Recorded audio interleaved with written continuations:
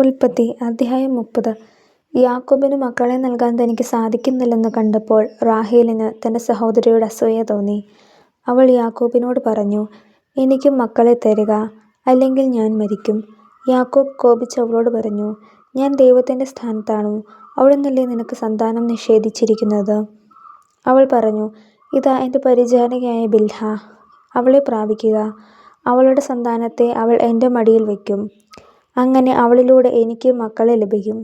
അവൾ തൻ്റെ പരിചാരക ബിൽഹായെ അവന് നൽകി. യാക്കോബ് അവളെ പ്രാപിച്ചു.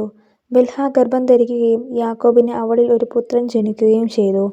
അപ്പോൾ റാഹേൽ പറഞ്ഞു, ദൈവം എനിക്ക് അനുകൂലമായി വിധിച്ചിരിക്കുന്നു. എൻ്റെ പ്രാർത്ഥന കേട്ട് എനിക്കൊരു പുത്രനെ നൽകിയിരിക്കുന്നു. അതുകൊണ്ട് അവൾ അവന് ദാൻ എന്ന് പേരിട്ടു. റാഹേലിൻ്റെ പരിചാരകയായ ബിൽഹാ വീണ്ടും ഗർഭിണിയായി. അവളിൽ യാക്കോബിന് രണ്ടാമതൊരു പുത്രൻ കൂടി ജനിച്ചു. റാഹേൽ പറഞ്ഞു, എൻ്റെ സഹോദരിയുമായി കടുത്ത മത്സരം നടത്തി ഞാൻ ജയിച്ചിരിക്കുന്നു. അവൾ അവനെ നഫ്താലി എന്ന് പേരിട്ടു. തനിക്ക് വീണ്ടും മക്കളുണ്ടാവുന്നില്ല എന്ന് കണ്ട ലയ തൻ്റെ പരിചാരികയായ സിൽഫായെ യാക്കോബിന് നൽകി. ലയായുടെ പരിചാരികയായ സിൽഫായിൽ യാക്കോബിന് ഒരു പുത്രൻ ജനിച്ചു. ഭാഗ്യം എന്ന് ഉദ്ഘോഷിച്ചുകൊണ്ട് ലയ അവന് ഗാദ് എന്ന് പേരിട്ടു. ലയായുടെ പരിചാരികയായ സിൽഫായിൽ യാക്കോബിന് വീണ്ടും ഒരു പുത്രൻ ജനിച്ചു.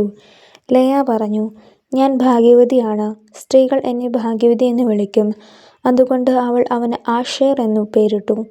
ഗോതമ്പ് കൊയ്യുന്ന കാലത്ത് റൂബൻ വയലിൽ പോയി അവൻ ദൂദായിപ്പഴം കാണുകയും അവ പറിച്ചുകൊണ്ട് തൻ്റെ അമ്മയായ ലയയ്ക്ക് കൊടുക്കുകയും ചെയ്തു.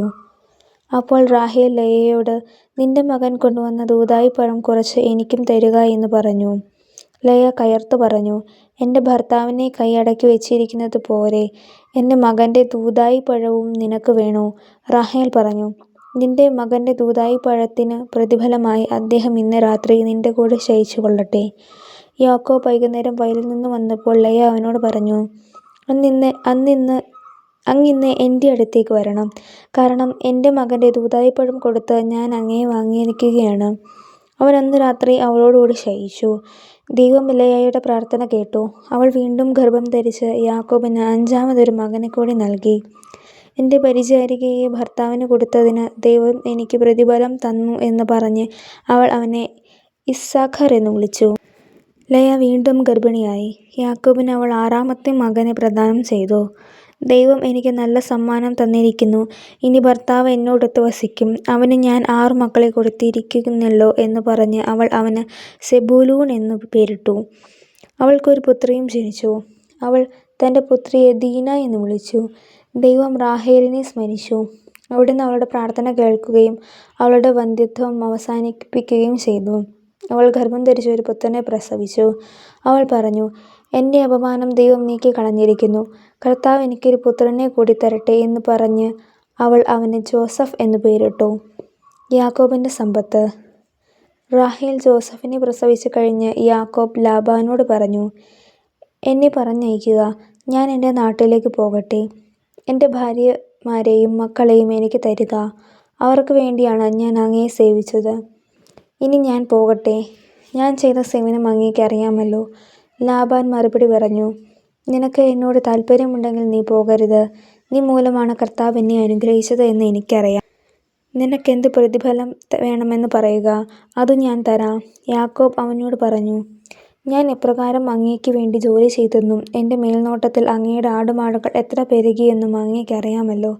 ഞാൻ വരുന്നതിന് മുൻപ് വളരെ കുറച്ച് ആടുകളെ അങ്ങേക്കുണ്ടായിരുന്നുള്ളൂ. ഇപ്പോൾ അവ വളരെ പെരുകിയിരിക്കുന്നു. ഞാൻ പോയിടത്തെല്ലാം കർത്താവ് അങ്ങയെ കടാക്ഷിച്ചിരിക്കുന്നു. ഇനി എൻ്റെ കുടുംബത്തിനു വേണ്ടി എന്നാണോ ഞാൻ എന്തെങ്കിലും സമ്പാദിക്കുക? ലാബാൻ ചോദിച്ചു, ഞാൻ നിനക്ക് എന്തു തരണോ? യാക്കോബ് പറഞ്ഞു, അങ്ങ് എനിക്കൊന്നും തരണ്ട. ഞാൻ പറയുന്ന വ്യവസ്ഥ സ്വീകരിക്കാമെങ്കിൽ ഇനിയും അങ്ങയുടെ ആടുകളെ ഞാൻ മേയിച്ചു കൊള്ളാം. അങ്ങയുടെ ആട്ടിൻ കൂട്ടത്തിൽ നിന്നും പൊട്ടോ പുള്ളിയോ ഉള്ള ആടുകളെയും കറുത്ത ചെമ്മരി ആടുകളെയും പൊട്ടോ പുള്ളിയോ ഉള്ള കോലാടുകളെയും ഞാൻ വേർതിരിക്കാം. അവ എൻ്റെ പ്രതിഫലമായിരിക്കട്ടെ. മേലിൽ അങ്ങ് എൻ്റെ പ്രതിഫലം പരിശോധിക്കുമ്പോൾ എൻ്റെ വിശ്വസ്തത അങ്ങയ്ക്ക് ബോധ്യമാകും. എൻ്റെ കോലാടുകളിൽ പൊട്ടോ പുള്ളിയോ ഇല്ലാത്തതും ചെമ്മരിയാടുകളിൽ കറുപ്പില്ലാത്തതും കണ്ടാൽ അവ മോഷ്ടിക്കപ്പെട്ടതായി കണക്കാക്കാം. ലാബാൻ പറഞ്ഞു, ശരി, നീ പറഞ്ഞതുപോലെ തന്നെയാകട്ടെ. അന്നു തന്നെ ലാബാൻ പൊട്ടോ പുള്ളിയോ ഉള്ള എല്ലാ മുട്ടാടുകളെയും പെണ്ണാടുകളെയും വെളുത്ത മറുകുള്ള എല്ലാ ആടുകളെയും കറുത്ത ചെമ്മരിയാടുകളെയും വേർതിരിച്ച് അവയെ തൻ്റെ പുത്രന്മാരെ ഏൽപ്പിച്ചു.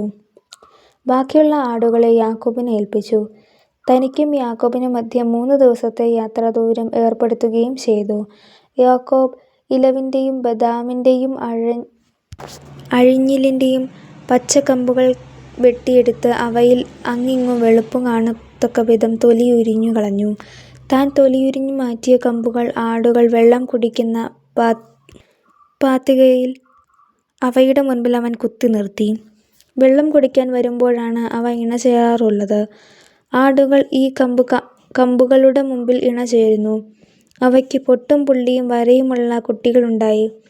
യാക്കോബ് ചെമ്മരിയാടുകളെ വേർതിരിച്ച് ലാബാന്റെ കൂട്ടത്തിലെ വരയുള്ളതും കറുത്തതുമായ ആടുകളുടെ നേരെ നിർത്തി. തൻ്റെ കൂട്ടത്തെ ലാബാന്റേതിനോട് ചേർക്കാതെ മാറ്റി നിർത്തുകയും ചെയ്തു. കൊഴുത്ത ആടുകൾ ഇണചേരുമ്പോൾ അവൻ ഈ കമ്പുകൾ അവയുടെ കൺമുൻപിൽ പാത്തികയിൽ വയ്ക്കും. തന്മൂലം കമ്പുകൾക്കിടയിൽ അവ ഇണചേരുന്നു. എന്നാൽ മെലിഞ്ഞവ ഇണചേരുമ്പോൾ അവൻ കമ്പുകൾ നാട്ടിയില്ല. അങ്ങനെ മെലിഞ്ഞവ ലാബാന്റേതും കരുത്തുള്ളവ യാക്കോബിൻ്റേതുമായി. ഇപ്രകാരം യാക്കോബ് വലിയ സമ്പന്നനായി. അവന് ധാരാളം ആടുകളും ദാസീദാസന്മാരും ഒട്ടകങ്ങളും കഴുതകളുമുണ്ടായി.